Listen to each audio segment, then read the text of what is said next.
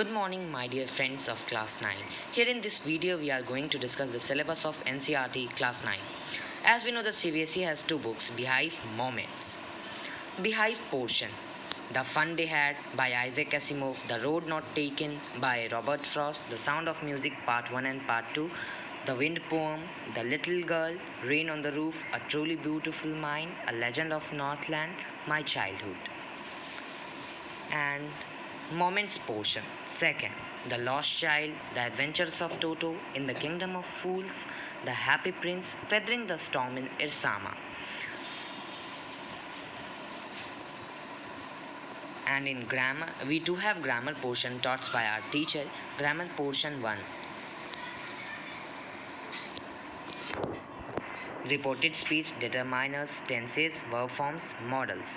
Thank you and have a nice day. And I will make more videos on syllabus.